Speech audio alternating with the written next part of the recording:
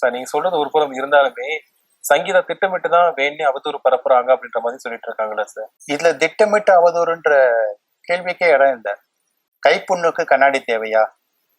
என்ன நடக்குது அப்படிங்கிறது வந்து இப்போ நான் இண்டஸ்ட்ரியில இருக்கிறவன்ற முறையில எனக்கு முன்னாடியே தெரியும். நான் 2023 இது போல விஜய் த்ரிஷா தொடர்பு காரணமாக சங்கீதா மன உளைச்சல்ல இருக்காங்க. அவங்க கணவனை பிரிந்து வாழ்ந்து கொண்டிருக்காங்க.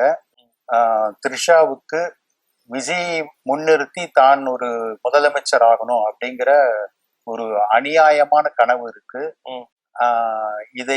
இதற்கு விஜய் இடம் கொடுக்க கூடாதுன்னு நான் பேசியிருக்கிறேன் 2023.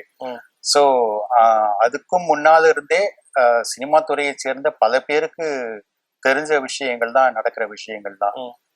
இன்னும் சொல்ல போனா 2017 வாக்குல தன்னை சுற்றி இருந்த நம்பிக்கையான விசுவாசிகளை எல்லாம் விஜய் தூக்கி எறிஞ்சிட்டாரு.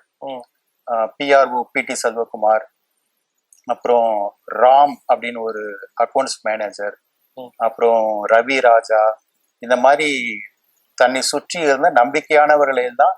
ஏன்னா அவங்க தான் வந்து தன்னுடைய தவறான நடத்தைகளை சங்கீதா கிட்ட போட்டு கொடுத்துட்றாங்க அப்படின்னு அவர் நினைச்சிருக்காரு.